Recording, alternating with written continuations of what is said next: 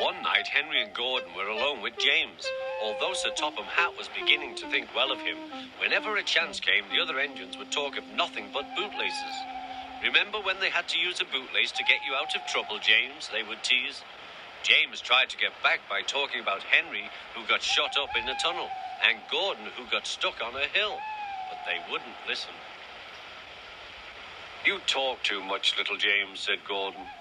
"A fine, strong engine like me has something to talk about. I'm the only engine who can pull the express. When I'm not there, they need two engines. Think of that. I've pulled expresses for years and have never once lost my way. I seem to know the right line by instinct." Every wise engine knows, of course, that the signalman sets the switches to make the engines run on the right tracks. But Gordon was so proud he had forgotten. "Wake up, James," said Gordon next morning. "It's nearly time for the express." "What are you doing? Odd jobs?" "Oh, well, we all have to begin somewhere, don't we? Run along now and get my coaches. Don't be late." James went to get Gordon's coaches. They were all shining with lovely new paint. He was careful not to bump them, and they followed him smoothly into the station, singing happily, "We're going away, we're going away." "I wish I was going with you," said James. "I should love to pull the express and go flying along the line." Gordon, with much noise and blowing of steam, got ready to back onto the train.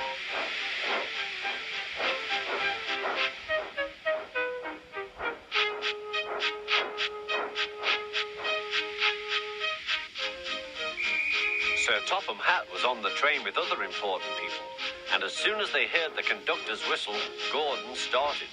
Look at me now," he puffed, and the coaches glided after him. "Poop, poop, poop, poop, poop. Goodbye, little James. See you tomorrow." James watched the train disappear and then went back to work. He pushed some freight cars into their proper sidings and went to fetch the coaches for another train. James had just brought the coaches to the platform when he heard a mournful noise.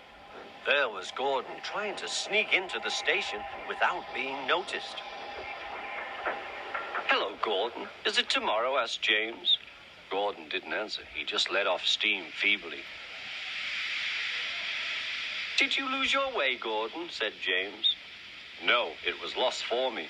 I was switched off the main line onto the loop. I had to go all round and back again."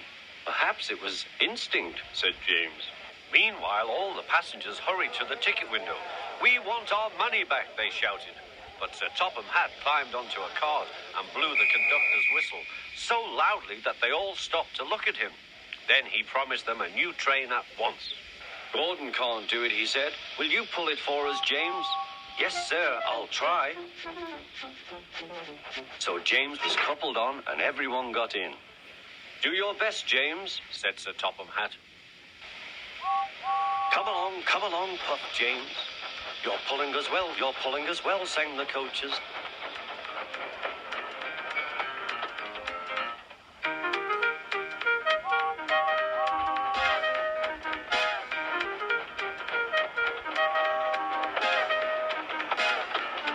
Bridges and stations flashed by, the passengers cheered, and they soon reached the station. Everyone said thank you to James, and Sir Topham Hatt was very impressed. "Well done," he said.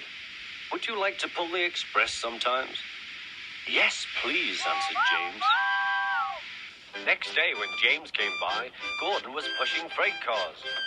"I like some quiet work for a change," he said. "I'm teaching these cars manners. You did well with those coaches, I hear." "Good, we'll show them." And he gave his cars a bump.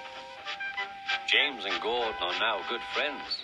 James sometimes takes the express to give Gordon a rest. Gordon never talks about bootlaces, and they are both quite agreed on the subject of freight cars.